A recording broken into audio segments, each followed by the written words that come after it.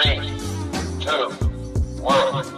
Bienvenidos a Mentes Artificiales, el podcast donde exploraremos el mundo de la inteligencia artificial.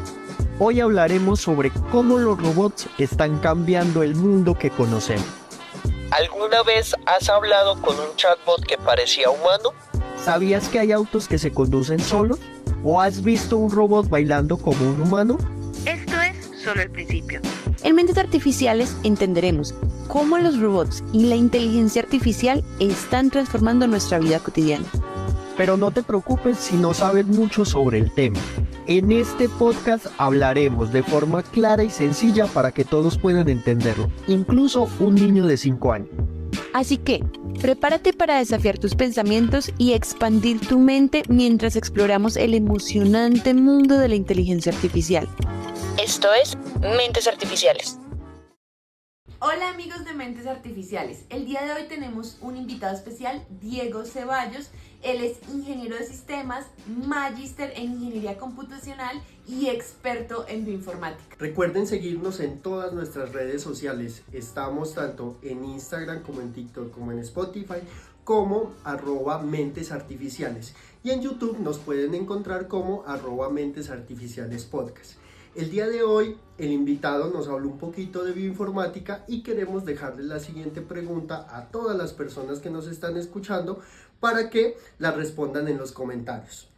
¿Cómo crees que la bioinformática impactará en la vida cotidiana de las personas en los próximos años? Así que vayan, escuchen el capítulo y anímense a responder esta pregunta en los comentarios.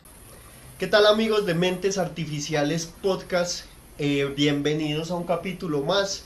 Tenemos el día de hoy de invitado a Diego, que nos va a compartir un poquito de su vida y de lo que hace día a día en torno a todo este cuento de inteligencia artificial y todo este boom. ¿Cómo vas, Diego? ¿Cómo estás? Bueno, buenos días. Muy bien, muchas gracias por esta invitación. Estos espacios me parece que son súper importantes porque esto es hacer gestión de conocimiento en estos temas tan de moda. Diego, nos encanta tenerte aquí, es un gusto. Como primera pregunta quisiéramos saber, ¿tú quién eres? ¿A qué te dedicas? ¿Qué haces en tu día a día? ¿Y qué tienes que ver con inteligencia artificial, por ejemplo? Bueno, muy bien. A ver, Diego Ceballos es ingeniero de sistemas, tiene una maestría en ingeniería computacional y aparte pues por otros temas ahí de la vida que nos ha tocado lidiar, también una especialización en alta gerencia. Digamos que vengo trabajando en el sector de la tecnología más o menos desde el año 2002 y hemos hecho pues un camino interesante. Luego ya más adelante, cuando tuve mi pregrado en ingeniería, estuve trabajando en un proyecto muy importante de la ciudad y de Colombia, que es el Centro de Bioinformática. Tuve la oportunidad también de ser secretario TIC y competitividad del municipio de Manizales, gerente de People Contact, y hoy estamos en una empresa muy importante para el departamento de Caldas, que es Empocaldas, que básicamente es la empresa de servicios públicos de acueducto de alcantarillado del departamento. De acuerdo, bien. Diego, yo quiero empezar como esta charla y esta conversación que vamos a tener el día de hoy, como recogiendo esas etapas que tú nos contaste que has explorado. Si alguien escucha el Centro de Bioinformática, ¿qué es lo que debería generársele en el imaginativo? Es decir, ¿eso qué es? ¿Eso con qué se come? ¿Eso para qué sirve? Cuéntanos un poquito primero de esa parte. Bueno, pues claro, son temas, digamos que muy de punta. La bioinformática es un área de conocimiento que busca estudiar los genes, pero en sílico. Digamos que cuando tú hablas de un centro de bioinformática, es usted o uno poder, digamos que interpretar información genómica o metagenómica, que básicamente son secuencias de ADN, con una característica muy particular. Para usted poder procesar y analizar esa cantidad de información, requiere de una máquina muy poderosa. Entonces la bioinformática puede ayudar en campos como la agricultura, o inclusive pues mi tesis de maestría estuvo enfocada a identificar unos genes, es decir, que también se puede aplicar para el campo de la salud. Y a partir de ahí, ya el otro componente, que es la biología computacional, digamos que lo más aterrizado que uno puede ver es básicamente modelamiento de proteínas enfocada, por ejemplo, a generar medicamentos. Diego, ¿cómo llega uno a estudiar bioinformática? O sea, ¿cuál debe ser el paso a paso para un estudiante que está interesado en el campo, que te acaba de escuchar y dice, ve, yo quiero estudiar eso? ¿Qué le recomendarías? Pues lo primero es que hay que entender un poquito de biología, hay que entender que el ADN se encuentra pues allá en la célula, ¿cierto? Hay que entender que el ADN es esa cadena que permite replicar ciertas características de los seres vivos, características como el color de los ojos, el color del cabello o características en la planta como el tipo de flor. Entonces, primero hay que entender un poquito de biología. Luego hay que, obviamente, tener de base un conocimiento pues, en ciencias computacionales. Pues, por supuesto, la programación en Python principalmente es importante, aunque también hay algunos desarrollos que se han hecho en C, en C++. Y el otro componente interesante es todo el tema de HPC, de High Performance Computing, porque como les comentaba, esto es un volumen de datos importantes, son volúmenes que tienen que ser cargados en memoria RAM de la computadora, entonces digamos que las arquitecturas y las infraestructuras que se requieren para esto son un poco especializadas. Entonces es biología, ciencias computacionales, enfocarse un poco en HPC, y el último componente allá es todo el tema de la IA, porque la IA nos permite básicamente poder hacer predicciones sobre esos datos informáticos. Está increíble, está increíble. Esto me lleva a otra pregunta, ya escuchándote hablar, y tú hablas de grandes, o que necesitas un gran costo computacional o una gran máquina, ¿cierto? Obviamente para las personas pues que estamos como en este entorno acá en Manizales comprendemos y sabemos las capacidades que tiene BIOS en ese core del cómputo, pero cuéntanos tú un poquito, que estuviste ahí adentro, ¿cuál es la máquina especial que tiene BIOS para procesar justamente todas estas cadenas de ADN que mencionas? Bueno, muy bien. Como les digo, una computadora de HPC, de High Performance Computing, que esté enfocada en bioinformática, tiene que tener como primera característica mucha memoria RAM, porque esos datos son cargados sobre la memoria RAM básicamente para poder, digamos que, armar la secuencia, ¿cierto? Otra característica de una máquina de este tipo de arquitecturas es que son muchos nodos. En realidad no es una sola gran computadora, sino que son muchas computadoras que están interconectadas a través de un scheduler o un software que se encarga como de coordinarlas a todos, es decir, unos nodos de cómputo, ¿cierto? Sí. Otra característica importante es que esos nodos están interconectados por una red de alta velocidad. Y otra característica importante es que tiene que tener sí o sí GPUs. Digamos que uno conoce las GPUs hoy en día muy asociadas al tema de los videojuegos, ¿cierto? Pero en realidad esas GPUs, también hay unas GPUs especializadas que básicamente permiten que sea mucho más eficiente, digamos, que el análisis de los datos puntualmente en bioinformática. Cuéntanos qué proyectos, cuando tú trabajaste ahí, dices, ese proyecto me encantó, lo hicimos de principio a fin, está aplicado. Cuéntanos un poquito acerca de eso. Bueno, en su momento el director científico, el doctor Marco Cristancho, que es un experto pues, en bioinformática, muy puntualmente en temas de café, trabajaba en Cenicafé, trajo unos proyectos muy interesantes para analizar genoma de café, ¿cierto? Y básicamente lo que se busca con eso aplicado es que usted pueda tener una variedad de café que sea mucho más resistente a plagas. Eso me parece que fue un proyecto muy interesante. Digamos que Cenicafé ya quedó con los resultados. Y pues muy probablemente estarán haciendo ya sus pruebas en el laboratorio para generar pues cualquier tipo de variedad nueva mucho más resistente. También en su momento se inició un proyecto que entiendo todavía está en ejecución, que es todo el tema de identificación del genoma caldense. Digamos que cada especie tiene unas características dentro de sus genes que hacen que sean pues también más o menos resistentes, por ejemplo, a enfermedades desde el punto de vista pues, biológico. Entonces, ese proyecto que se denomina Origen Caldas, me parece que es muy interesante porque eso, digamos que al sector salud en su momento le va a permitir, digamos que entender de qué se va a enfermar la gente para poder estar preparado a ese tipo de enfermedades. Diego, mencionas algo muy interesante y es, ¿qué desafíos ves tú aplicar en bioinformática y cómo puede la bioinformática impactar la sociedad? Miren, lo más curioso es que hoy en día, desde el punto de vista de tecnología, nosotros estamos a nivel, es decir, tenemos la máquina, tenemos el conocimiento, los expertos en bioinformática, ahí ya hay unos datos consolidados, pero esto me pasó puntualmente con la tesis de maestría y es que es un tema legal. O sea, Ya. es un tema legal. ¿Cómo les parece que si hoy en día un médico diagnostica a un paciente utilizando técnicas bioinformáticas y por algún motivo ese paciente fallece, el médico se puede ir a la cárcel? Porque hasta donde estuvimos revisando, en Colombia no está regulado el diagnóstico médico a través de bioinformática, que es increíble, ¿cierto? Sí. Entonces, el reto está ahí, ¿cierto? ¿Cómo empezamos a hablar con los actores que se encargan de legislar para darle una herramienta más a los médicos que entienden y que conocen de bioinformática para que puedan obviamente diagnosticar mucho más rápido? Ese es el reto. Es más un tema pues legal, ¿cierto? Que un tema tecnológico. Metiéndonos justamente en esos temas que hoy en día ya están cobrando relevancia, que son la parte legal, la parte ética, pues con el boom y el crecimiento que estas tecnologías han tenido. Desde esa parte de la bioinformática, tú has mirado que ha evolucionado y que ya le estamos prestando atención justamente a regular todas estas cosas que podemos hacer, o todavía estamos en ese mismo punto que tú descubriste. ¿Cómo has visto esa evolución justamente hablando de esas políticas? No, yo siento que aunque por debajo vienen proyectos de la academia que siguen trabajando en el tema de bioinformática, digamos que ha bajado un poco la ansiedad con esto. Ujú.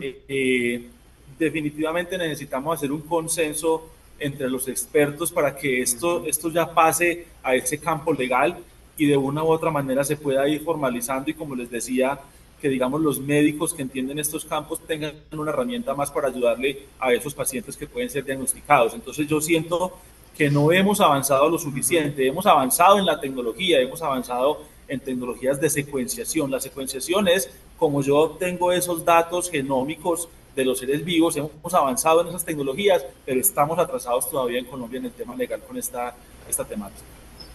Diego, desde tu conocimiento, ¿cómo es el futuro de la bioinformática? ¿Hacia dónde va a ir? No, definitivamente son dos líneas muy claras. Como les decía, el tema del agro, a través de la bioinformática uno puede entender básicamente esas características genómicas de las plantas, y si son plantas que produzcan, pues por supuesto eso va a ser mucho más efectivo para el tema comercial, ¿cierto? Eh, esa área es una área totalmente pues, innovadora por investigar. El tema pues, de la agricultura, pero agricultura obviamente que genere una productividad y que esa productividad impacte en el sector económico de la región, ¿cierto? Y definitivamente en el tema pues, médico, yo creo que desde el punto de vista pues, de los desarrolladores de software en bioinformática hay un gran potencial cuando esté regulado por la ley, ¿cierto? El hecho de poder ofrecerle herramientas a los médicos, a las IPS, CPS, para que puedan diagnosticar pacientes. Entonces el campo está totalmente libre, abierto acá en Colombia, y hay expertos que sabemos que nos pueden acompañar en ese camino. De acuerdo. Increíble. Eh, Hoy en día se está hablando también mucho a raíz de la inclusión del 5G y todo este cuento alrededor de las redes, de algo que se llama las tecnologías 4.0 o la industria 4.0. Y sabemos que tú has trabajado o que estás justamente trabajando como en este ámbito. Primero, quiero saber cómo entendemos la tecnología 4.0, eso a qué hace referencia, cómo lo vamos a ver en nuestro día a día. Bueno, la tecnología 4.0, que es todo este tema del Big Data, del Internet de las Cosas, de la inteligencia artificial, digamos que ha podido surgir porque hoy en día tenemos máquinas que ya son capaces de procesar grandes volúmenes de datos, ¿cierto? El reto para nosotros en el campo de la computación, de la informática, siempre son los datos. Entonces, digamos que hoy en día ya tenemos muy buenas herramientas para adquirir datos y básicamente poder aplicar estas nuevas tecnologías. Eh, Me parece que lo más interesante de esto es que podamos conectar diferentes fuentes de datos. Ujú. Por ejemplo, un caso muy puntual que está pasando aquí en la región, en Caldas, es, lo hablaba hace poco pues, con la Secretaria de Desarrollo Económico de la Gobernación de Caldas, de que por qué no aprovechar ese centro de desarrollo tecnológico que hay en Villa María para que confluyan diferentes fuentes de información. Por ejemplo, ¿por qué no hacemos que allá tengamos información, por ejemplo, de seguridad del departamento? ¿Por qué no hacemos que allá confluyan datos de movilidad del departamento, datos de turismo del departamento? porque el potencial de estas tecnologías 4.0 de una u otra manera radican en poder cruzar esa información. Claro. Hoy en día tenemos repositorios de datos muy amplios, ¿cierto?, de un sector, pero yo creo que el reto está en empezar a cruzar esos datos de cada uno de esos sectores, porque ahí es donde podemos encontrar inferencia de conocimiento. Entonces, estas herramientas deberían estar enfocadas ahí, a adquirir datos nuevos y luego a cruzar los datos que se adquieran en diferentes repositorios. Sí, claro, de acuerdo, Diego. Mira que eso lo hablábamos con algunos de los invitados que hemos tenido acá en este espacio del podcast, y ellos mencionaban algo muy importante, y es que las empresas apenas están, bueno, todo lo que genera datos apenas están dando cuenta de la riqueza que tienen justamente en esos datos, ¿cierto? Lo más importante, lo que necesitamos hoy en día es justamente lo que tú mencionas, los datos. Y algo un poquito más allá va en cuanto hablamos de la centralización de datos. ¿Qué es la centralización de datos? Básicamente lo que tú nos estás proponiendo ahorita. Tener un punto de confluencia donde yo pueda almacenar datos de diferentes orígenes, de diferentes empresas, de diferentes cosas, con el fin de buscar esas relaciones de esto que me está pasando o esto por qué está pasando, y no ver una sola empresa o un solo origen de datos, sino el panorama completo. Porque los datos, como siempre lo hemos mencionado, nos cuentan una historia, pero esa historia depende justamente de lo que tú mencionas, del origen de esos datos. Ahora, si yo tengo interconectado, que es también un principio un poquito de justamente esas tecnologías 4.0, como tú lo mencionas, si yo interconecto varias fuentes, pues las decisiones que voy a poder tomar van a ser mucho más robustas y amparadas justamente en datos, ¿cierto? Entonces, me parece muy valioso, y es básicamente destacar que ya Manizales, o por lo menos Caldas, está como un foco justamente de todos estos desarrollos, de todas estas tecnologías, con el centro de tecnología que tú lo mencionas, y pues está en nosotros también darle un buen uso y un buen norte, los que entendemos un poquitico de este cuento y de estos datos. Bueno, hay un punto que tú mencionas, y es que además me preocupa, y es que como la IA, el IoT, el Big Data son palabritas de moda, a veces uno encuentra por ahí muchos personajes que digamos que apropian su discurso bajo estas temáticas, pero en realidad, como digo yo, no le conocen las tripas a esto. Entonces a mí me preocupa que perdamos credibilidad los que sí de verdad sabemos de estos temas, y en realidad obviamente se vaya desdibujando el objetivo de todas estas tecnologías. Incluso mira que eso es una de las motivaciones por las que nosotros creamos este espacio. Justamente queremos es que la gente no solamente use esos términos, porque lo que tú mencionas es lo que pasa. Tú regresas 5 años atrás, parabas una persona X en la calle, le preguntabas qué era inteligencia artificial y no te daban razón, ni siquiera lo habían escuchado. Hoy en día sales, paras una persona, le dices que es inteligencia artificial, no te da la definición, pero ya no es extraño ese término. Ya por lo menos dicen, sí, eso existe y eso hace algo, y mucha gente cree que es magia, para no ir tan lejos.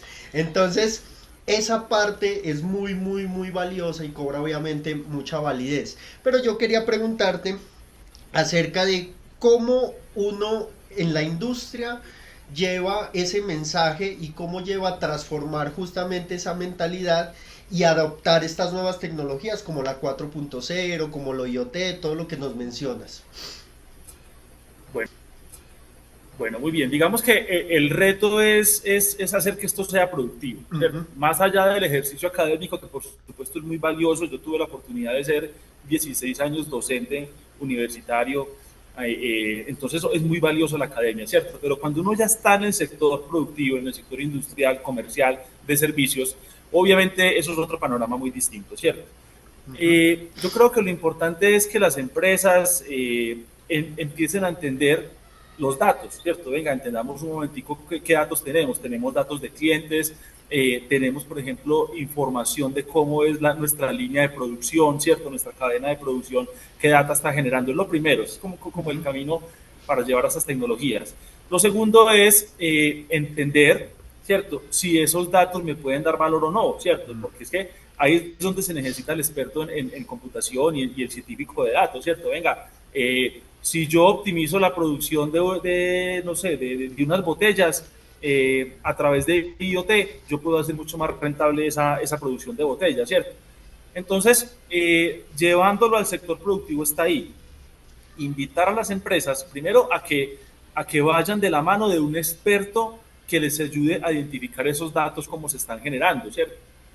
Que cuando el experto les identifique los tipos de datos que se están generando de acuerdo a su producción, él les pueda priorizar cuáles datos pueden rentabilizar mucho más esa operación, ¿cierto? Es un tema técnico financiero, pero cómo los datos pueden aportarle al margen de vida de la empresa, ¿cierto? Cómo me queda más plata de lo que yo hago. Y ya en últimas es lo que hablábamos hace un momento. Si ya le saqué provecho a mis datos, ¿por qué no comparto mis datos con otra empresa del sector para ayudarle a que a él también sea mucho más productiva ese producto o servicio? Diego, hay una consulta que tengo y es, ¿tú en qué punto crees que estamos en la implementación de estas tecnologías en Colombia? Bueno, yo pensaría que el tema es que las empresas grandes son las empresas que tienen músculo financiero para invertir en este tipo de tecnología, ¿cierto? Desafortunadamente, si uno mira el sector empresarial en Colombia, en Manizales, casi que el 60 o el 70% son pequeñas o medianas empresas. Entonces, esas empresas por lo general no tienen un músculo financiero para poder traerse a ese experto que les va a ayudar a rentabilizar la operación, ¿cierto? Entonces, el reto está ahí. Las grandes empresas, por supuesto que ya están trabajando fuertemente, ya tienen sus departamentos de ciencia de datos, ¿cierto? De análisis de datos, o ya tienen su figura de CEO. Esta figura es muy importante en la empresa. El Chief Information Officer es ese experto que ayuda a entender cómo está la información, cómo se está generando y cómo le podemos sacar mucho más provecho, perdón. Entonces, yo creo que estamos un poco rezagados, básicamente, ¿por qué? Por ese contexto empresarial. Es de pronto invitar a las empresas, a la pequeña y a la mediana empresa, que le crean atraer este tipo de expertos o que busquen apoyos, por ejemplo, en el gobierno nacional, local o con las cámaras de comercio para que tengan un acompañamiento. Porque es costoso traerse un científico de datos que conozca estos temas para que le ayude a rentabilizar. Hay mucho por mejorar todavía en el sector de pequeña y mediana empresa. Diego, tú has tenido un reto muy grande y es implementar inteligencia artificial en el sector público. ¿Nos podrías contar un poco sobre esto? ¿Cuáles son los factores claves para poder desarrollar este tipo de tecnologías? Bueno, lo primero es que el gerente le asigne un buen presupuesto a uno, ¿cierto? Y digamos que pues dentro de la ejecución presupuestal poder tener un buen equipo de trabajo. Entonces es lo primero, que usted tenga recursos. Una opción que podemos hacer es, por ejemplo, en su momento en People Contact trabajé de la mano con la Universidad Autónoma. Yo trabajé con un equipo de chicos que estaban trabajando en ciencias de datos y eso nos ayudó de una u otra manera, digamos que a mejorar este enfoque. ¿Listo? Entonces, es eso. Si no tengo recursos en mi empresa para apostarle a esto, busque ayudas en la academia, ¿cierto? Trate de aliarse con una universidad que tenga un grupo de investigación que trabaje en estos temas y básicamente eso es una muy buena figura para poder empezar a sacar adelante los proyectos de ciencia de datos en las empresas, ¿cierto? Todo se hace con plata, o sea, de una u otra manera todo se hace con plata. Entonces, si el gerente tiene el recurso y tiene la disposición de apostarle a eso, esto es fundamental. Si no, apoyémonos en la academia. Listo, Diego. Para una persona que no conoce absolutamente nada del tema, ¿qué tipo de proyectos de inteligencia artificial se pueden aplicar en el sector público? Bueno, lo que pasa es que el sector público pues tiene muchas aristas, ¿cierto? Particularmente estuvimos trabajando en el sector de seguridad. En su momento logramos consolidar unos datos de la línea 123 de la Policía Nacional. ¿Cómo les parece que hasta el año pasado, hasta la anterior administración municipal, se perdía casi el 40% de las llamadas que ingresaban a la línea 123 de la policía? Increíble. Y en su momento ahí en People Contact lo que hicimos fue montemos una estrategia primero de recolección de los datos, que son esas llamadas, ¿cierto? Y empezamos a categorizar y a enfocar esas llamadas, a ver qué es lo que está pasando. El resultado de eso fue que logramos mejorar la atención de llamadas en un 98%, es decir, casi no se perdían llamadas ya. Claro. Y ya con esa información logramos darle una herramienta a la Policía Metropolitana de Manizales para que en un mapa de la ciudad pudieran categorizar de dónde estaban llamando y por qué estaban llamando, ¿cierto? Entonces ya operativamente para la policía en el contexto de la seguridad era muy más eficiente enviar o no, por ejemplo, a una patrulla, ¿cierto? Entonces usted dice, bueno, ¿y dónde estoy ahorrando plata? Pues está ahorrando plata en la gasolina de la moto, porque eso para que, si sé que me están llamando unas categorías de llamadas que es simplemente para decirle al señor bájale al volumen, pues yo no gasto gasolina mandando una patrulla, ¿cierto? Ya cuando sea una categoría pues mucho más compleja, ahí sí obviamente la policía en su actuar puede tomar una decisión mucho más efectiva. Eso en el contexto de la seguridad, aplicado pues en el sector público. Lo trabajamos con la Secretaría de Gobierno del municipio. Y con movilidad empezamos a implementar, dejamos montado un modelo para todo el tema de zonas azules. Yo tuve la oportunidad de liderar esa transformación del programa de zonas azules y logramos identificar que ahí hay muchos datos que podemos adquirir del usuario que llega a la zona azul. Por ejemplo, qué tipo de vehículo usa, ¿cierto? Cuál es el color de ese vehículo, las placas, es decir, hay mucha información a través en lo público que me tocó a mí en el sector de seguridad y en el sector de movilidad. Hoy estoy en el sector de servicios públicos domiciliarios, particularmente en lo que es agua, ¿cierto? Okay. Entonces, por eso en Empocaldas estamos ya empezando a definir el modelo de los datos, cuáles son la información que necesitamos obtener para poder aplicar las técnicas de inteligencia y de esa forma prevenir, por ejemplo, ¿qué? Un corte de suministro de agua, ¿cierto? Entender que el caudal me está bajando en un río, entender que el agua me está llegando mucho más turbia, ¿cierto? Entender que le puedo aplicar unos químicos mucho más específicos para el tratamiento. Y esos datos van a ayudar a eso. Entonces, en lo público, en las aristas que me tocó fue eso: seguridad, movilidad, servicios públicos, acueducto, alcantarillado.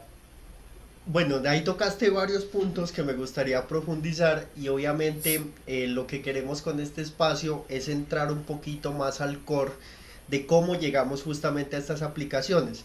No sé si de pronto en la parte de seguridad o en el modelo que nos comentas de zonas azules, nos podrías explicar un poquito más cuál es cómo hiciste para llegar, por ejemplo, a clasificar o a categorizar o a no perder llamadas. Es decir, qué modelo o qué inteligencia artificial está inmersa justamente en ese proceso que me lleva a esos resultados tan increíbles que nos cuentas. Bueno, eso tuvo básicamente tres componentes. Primero, un componente de mejorar, digamos que los canales, las líneas por las cuales entraban esas llamadas, y operativamente pues le pedimos en su momento a la policía que colocara más agentes, ¿cierto?, para que pudieran recibir las llamadas, ¿cierto? Sí. Luego lo que hicimos fue que cuando no se pudiera atender la llamada, por lo menos se pudiera grabar, ¿cierto? Es decir, primero todo el proceso de adquisición de los datos, es lo fundamental en todas estas etapas para poder llegar a la aplicación de la IA. ¿Listo? Luego, el segundo paso fue hacer un análisis descriptivo, ¿cierto? Los análisis descriptivos, de una u otra manera, todavía no tienen implícito la inteligencia artificial, son análisis por lo general tradicionales estadísticos, análisis descriptivo. Y ya lo que hicimos ahí fue entender el comportamiento de los diferentes tipos de llamadas. Ustedes saben que pues ya un tema técnico es una red neuronal artificial, ¿cierto? Donde básicamente definimos unas entradas según la categoría de llamadas, y según esa categoría de llamadas la red nos sacaba una clasificación, ¿cierto? Y una priorización, unos porcentajes de priorización de qué llamada era más importante, ¿cierto? O qué tipos de llamadas deberían ser priorizadas según el sector de la ciudad, porque también hay variables en cada sector de la ciudad, ¿cierto? Entonces, claro, miren que fueron como los tres pasos donde básicamente pudimos aplicar esa técnica de IA: adquirir los datos, hacer análisis descriptivo y luego ya después hacer un análisis predictivo a través de redes neuronales. ¿Listo? Eso es muy importante lo que nos acabas de comentar, porque básicamente nos describiste un flujo normal en cualquier proyecto que nosotros implementamos con inteligencia artificial: recopilación de datos, análisis a partir de los descriptivos, que para pues los que nos están escuchando y dicen, venga, ¿qué es ese análisis descriptivo? Es básicamente entender los datos a partir de estadística, por ejemplo, frecuencias, promedios, diferentes estadísticos que tenemos para entender esos datos. Y este es un paso importante porque ahí es donde uno sabe qué algoritmos son los que voy a necesitar más adelante. Por ejemplo, tú nos mencionaste, es una red neuronal.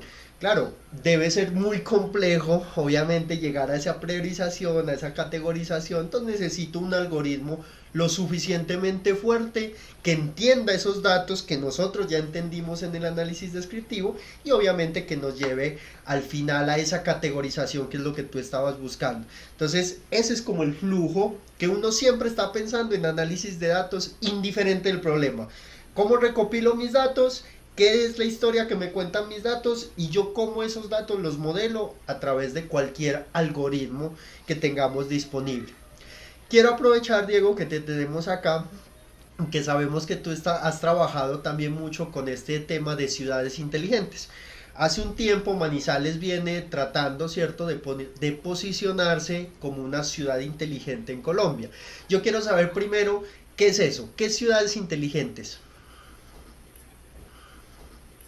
Bueno, el concepto de ciudades inteligentes viene muy reforzado desde que se constituyeron los ODS, los Objetivos de Desarrollo Sostenible. Y por allá hay un ODS, creo que es el ODS número 11, que habla de ciudades sostenibles. Pero para usted ser una ciudad sostenible tiene que ser una ciudad inteligente. Entonces, ese concepto inteligente básicamente lo que busca es, a ver, cuando usted decide como administración, ¿cierto?, como gobierno, apostarle a ser ciudad inteligente, tiene que priorizar un foco.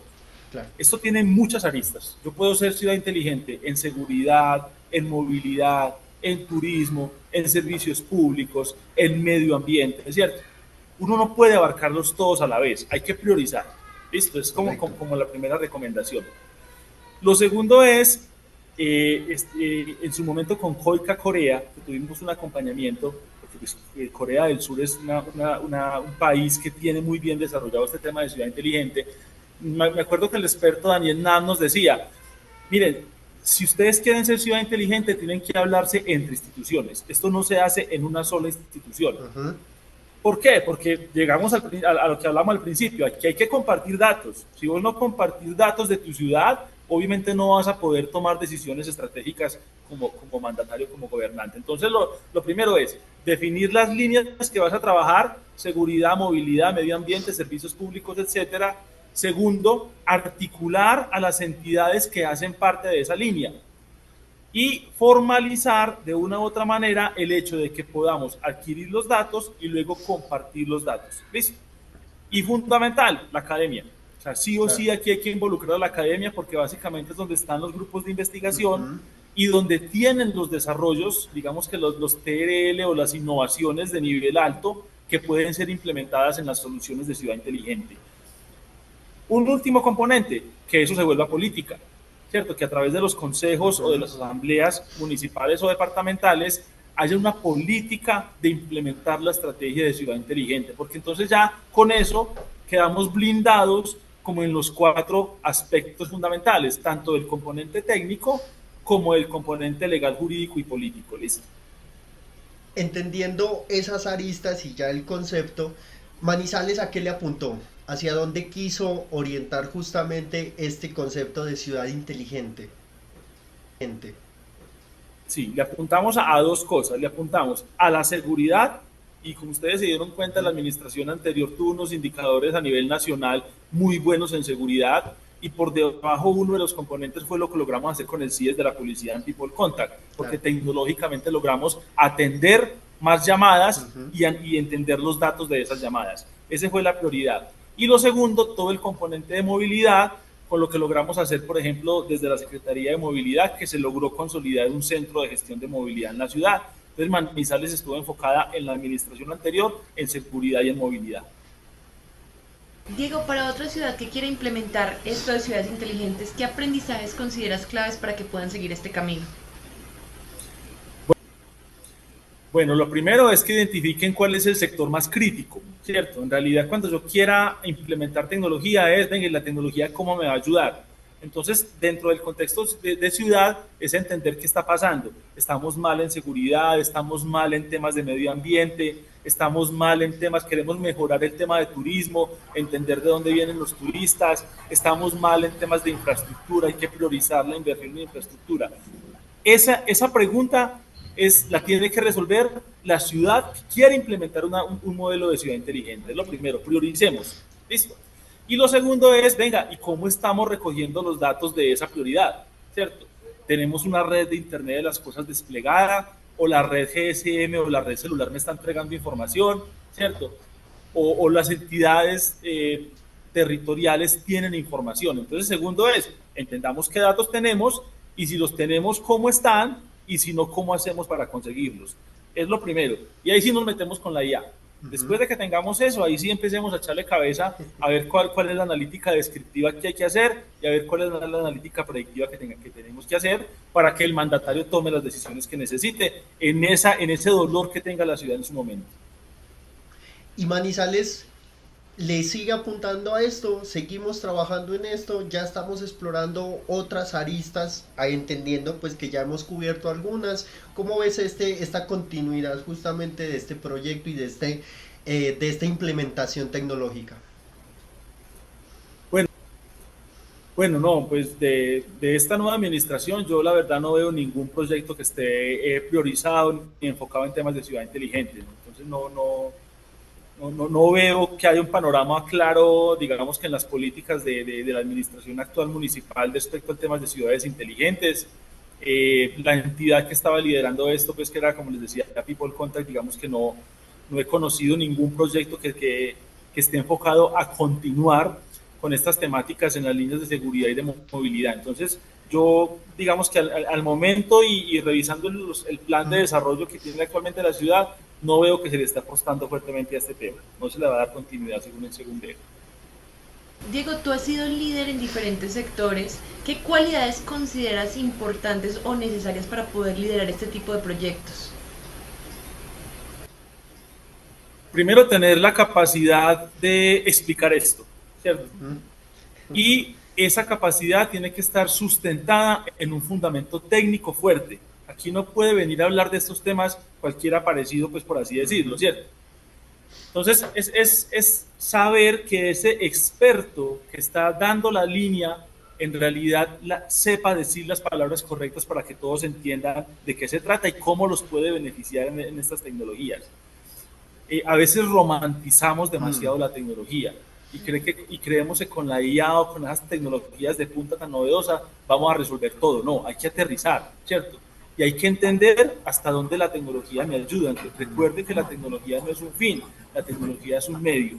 Entonces la recomendación es que los que hablemos de esto, primero, usemos un lenguaje claro y segundo, de base, sí seamos expertos en el tema. Porque es que bajar del tablero o bajar del PowerPoint este tipo de conceptos en realidad no es fácil. Entonces eso es lo más importante, que en realidad tengamos un contexto y un muy buen discurso para que le ayudemos a los grupos de interés a entender cómo la tecnología les puede ayudar. Claro, no, de acuerdo. Y yo pienso que justamente tocas algo muy, muy importante y que se lo hemos preguntado a otros expertos que hemos tenido acá en este espacio, y es cómo cerramos las brechas, por ejemplo, entre lo que tú mencionabas, entre la academia, que es donde yo tengo el conocimiento, y la industria, que es donde yo tengo la necesidad, ¿cierto? O el problema que quiero resolver. Y esta parte que tú mencionas para mí es de las más críticas y de las más delicadas. Tenemos que primero transformar el lenguaje. Lo que hemos hablado con muchos de los que han estado acá, muchas veces cuando uno está en la programación, cuando uno es el que desarrolla justamente estos modelos, uno deja de lado un poquito como esa comunicación. Como que uno no le presta mucha atención y uno cuando lo trata de explicar, lo explica de la parte técnica como uno lo conoce. Pero si yo voy a alto nivel, a una gerencia, buscando una financiación, buscando un apoyo, yo no puedo ser tan técnico en esos aspectos. Lo que tú dices, yo debo transformar un poquito el lenguaje. Y tocas y mencionas otro tema que me parece muy interesante, y es un poquito que debemos ser muy celosos con a quien consideramos expertos en estos temas, justamente por lo que tú también nos mencionas. No podemos permitir que cualquier persona que medio cree que sabe empiece a proponer cosas que uno desde su punto de vista son descabelladas, imposibles de lograr, porque ahí perdemos el interés. Porque ya nos van a decir, vea, es que aquí vino X persona, nos dijo que iba a solucionar todo esto y al final salió con nada. Y eso le quita credibilidad a todo esto que hacemos. Entonces, creo que eso es muy importante, ser ya en este estado en el que estábamos y entendiendo la evolución que tiene esto y cómo está cambiando tan rápido, desde la parte, desde los que conocemos un poquito este core, cómo vendemos las ideas y cómo también atajamos expectativas. No sé si a ti te ha tocado con algunos de los que te hayas reunido, en todos estos cargos pues que tú has tenido de presentación y de sustentación de estos proyectos, te ha tocado atajar un poquito las expectativas del inversor. Sí, claro, así es. Así es, porque es que justamente pues todo el mundo quiere subirse en el bus de la última tecnología, ¿cierto? Y ahí es donde está el reto de nosotros como expertos y como conocedores, como tú lo dices, de atajar un poquito, ¿cierto? Venga, eso lo podemos lograr, pero la línea de tiempo para llegar a eso es esta. Y la inversión estimada es esta, ¿cierto? Cuando uno ya tiene un poquito de conocimiento de modelamiento financiero, uno ya sabe cuáles son las inversiones que tiene que hacer para llegar, para tener el Ferrari, ¿cierto? O sea, arranquemos con este Renault 4, luego vamos a comprarnos una camionetica, y entonces esos pasos es lo importante cuando usted se sienta con un gerente o con un tomador de decisiones a explicarle cómo le va a ayudar a solucionar la problemática que tiene, y que eso no va a pasar ya, que eso va a tomar un tiempo, ¿cierto? Eso es lo importante. Eso es otra cosa muy importante y es algo que también debemos empezar a aclarar, los tiempos de maduración de estas tecnologías, ¿cierto? Porque muchas veces uno se encuentra con que quieren que la solución a los 2 meses ya me solucionó todos los problemas. Y esto requiere un tiempo de maduración, de consolidación, de todo esto. ¿Cómo hacer entender justamente esa parte? Que esto no va a ser de la noche a la mañana y que esa implementación va a tomar un poquito más de tiempo, pero que al final, si yo tengo la paciencia y espero un poquito, los resultados van a ser muy buenos. ¿Cómo hacer entender esta parte, Diego?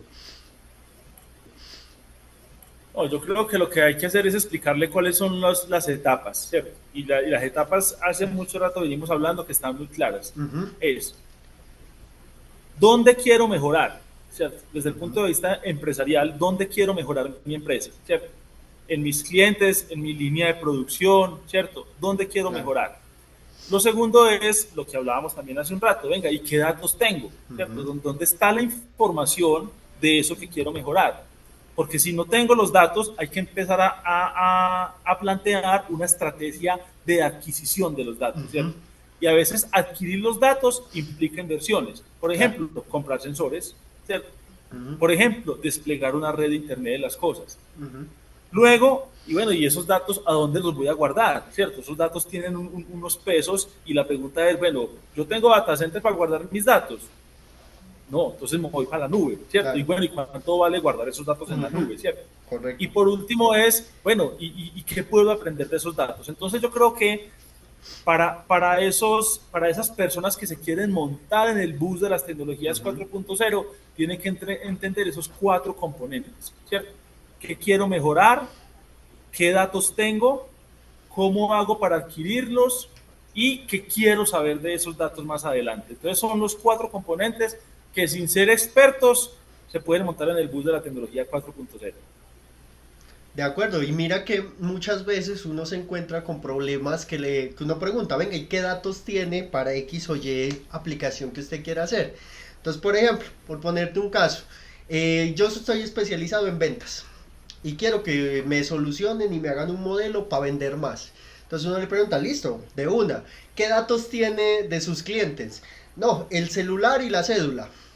Entonces uno queda como, con eso, muy difícil llegar, ¿cierto? A lo que quisiéramos llegar. Entonces mira que eso va de la mano en entender, claro, venga, primero, ¿qué datos tiene? ¿Dónde los tiene? ¿Cómo los tiene? ¿Eso me sirve o no? Si me sirve o no, pues ya se abren otros 2 caminos, pero es fundamental entender ese core de los datos. Listo. Lo que uno ve mucho en el sector empresarial es que a veces hay una persona de tecnología que simplemente le dice al jefe, compremos el último servidor. ¿Y para qué? No, porque es que es el último servidor. Compremos la última red de Wi-Fi, los últimos APs. ¿Y para qué? ¿Cierto? O sea, sí. Entonces a veces comprar el Ferrari, yo como lo doy un Ferrari a mi abuelita, pues no le va a sacar el provecho, ¿cierto? Claro. Diego, tú mencionaste algo muy importante que no quiero dejar de lado y es la brecha tan grande que hay de conocimiento en Colombia y en otras partes sobre este campo. ¿Cómo consideras que podríamos disminuir esta brecha? estos ejercicios, el ejercicio que ustedes están haciendo es maravilloso. Y mucho más que estamos obviamente hoy en día en el contexto donde los chicos, los jóvenes que van a ser esos futuros científicos de datos son nativos digitales. Entonces el camino es este. Lo siguiente es que de una u otra manera no podemos olvidar los medios tradicionales de comunicación. Miren, nosotros particularmente en Enfocallas tenemos una problemática. Hicimos un análisis de los datos de los suscriptores, casi 100.000 que tenemos. ¿Cómo les parece que prácticamente entre el 70 y el 75% son adultos mayores? Y un adulto mayor no apropia digitalmente la tecnología. Entonces ahorita tenemos un problema particularmente, y es que hay que facturar electrónicamente. Y voy y reviso la base de datos y la contactabilidad en correo está en menos del 2%. Claro. O sea, tenemos 2.000 correos de 100.000 suscriptores, ¿cómo le mando la factura electrónica? Claro. Y cuando yo me voy para el municipio a decirle al señor, venga señor, usted por favor me puede actualizar el dato, son totalmente reacios a actualizarlos. Claro. Yo le digo, señor, mire, usted no puede pagar la factura por su celular para que se quede en su casa tranquilo. Y me dice el señor, no, es que el parche mío es ir a pagar la factura. Claro. Yo me voy para el parque, me tomo un tinto, pago la factura, hablo con el amigo mío, ¿cierto? Entonces, ese reto, ¿cierto? O sea, hay que usar todas las estrategias. Esta es maravillosa, los medios digitales, pero también no podemos olvidarnos de que hay que alfabetizar al adulto mayor para que de una u otra manera también empiece a involucrarse en lo que le interesaría usar tecnología, ¿cierto? Entonces, los medios tradicionales no los podemos descartar para explicar la tecnología, cómo ayuda a la gente. De acuerdo, justamente cuando mencionaste como esa edad generacional de la mayoría de suscriptores, lo primero que se me vino a la mente es el pago electrónico. Para nosotros y para los que vienen más abajo, para esas generaciones que son, como tú lo mencionabas, nativos digitales, no hay nada mejor que me digan es que usted lo puede pagar electrónicamente, desde su casa, ¿cierto? Para uno eso es lo mejor, no, listo, yo lo pago el ratico que tenga desde mi computador, pero llevando a ese otro escenario, cuando uno les menciona eso, definitivamente dicen, no me interesa, eso no va para mí, no me sirve, es más, ni siquiera sé cómo llegar allá donde usted me está diciendo. Entonces, claro, eso es importantísimo entender como el tipo de clientes en este caso que tienes para explicar y para hacer llegar justamente estas nuevas cosas que hay que implementarlas. Diego, queremos mencionarte que aquí en el podcast tenemos una sección que se llama La IA Pregunta. Básicamente lo que hicimos fue, con la información que tú nos proporcionaste, se la pasamos a una inteligencia artificial y esta quiere hacerte las siguientes 2 preguntas. Hola Diego. Considerando tu experiencia en transformación digital y gestión de tecnologías, quiero preguntarte, ¿cómo crees que puedo contribuir a mejorar los procesos en el sector público sin reemplazar la intervención humana en decisiones sensibles? Pues lo primero es que desde el sector público se tengan estrategias claras para adquisición de los datos, dependiendo de la necesidad que tenga el sector en ese momento o el contexto social. Entonces, una muy buena estrategia de adquisición de datos para luego poder analizar esos datos y tomar las decisiones correctas. Diego, y la siguiente pregunta es... Gracias por compartir, Diego. Ahora me gustaría saber, ¿de qué manera consideras que tu colaboración conmigo ha transformado tu carrera y tu perspectiva sobre la tecnología y el aprendizaje? Bueno, la forma más eficiente es hacer gestión de conocimiento. Entonces yo creo que difundir el conocimiento, explicar de manera clara y asertiva este tipo de tecnologías y cómo nos benefician y cómo beneficia a la sociedad es fundamental. La gestión de conocimiento es fundamental en estas temáticas. Diego, para ir cerrando este episodio que nos ha encantado, yo te quiero hacer una consulta. Tú mencionaste que eras docente, has sido docente muchos años. ¿Cómo es este tema de virtualización de la docencia? ¿Qué ventajas y desventajas le ves a este concepto? Bueno, ventajas desde el punto de vista de la capilaridad, ¿cierto? Del alcance que le podemos dar al conocimiento. Es clarísimo que a través de las tecnologías de educación virtual, ¿cierto? De esas plataformas que nos permiten adquirir nuevos conocimientos, podemos llegar a más gente. Yo creo que por ahorita es importante entender que lo que sea educación continuada, lo que sean cursos básicos, lo que sean diplomados, ¿cierto? Pueden digamos que enfocarse por esta técnica o por la virtualización. Programas más complejos, ¿cierto? Digamos que otras líneas de conocimiento que impliquen echar pala, por así decirlo, que impliquen meter la mano en laboratorios, yo creo que todavía no es muy recomendable. Puede ser un complemento, ¿cierto? Pero básicamente la educación virtual debería estar hay que madurarla más, digamos que en cursos que permitan desarrollar habilidades puntuales, cursos cortos, diplomados. Ya educación superior, todavía hay que mejorar un poquito en ese tema. Y en el contexto de cantidad de personas, porque es que yo he visto estos cursos que son de 100, 200 personas, ¿tú cómo lo ves? O sea, son virtuales, ¿sí se pueden, no se pueden, consideras que está bien? Lo que pasa es que es de disciplina, o sea, un componente importante de la virtualidad es la autodisciplina y las ganas que yo tenga de verdad de adquirir ese conocimiento que tengo ahí, ¿cierto? Entonces, ¿qué ayuda a que yo me quiera quedar en ese curso?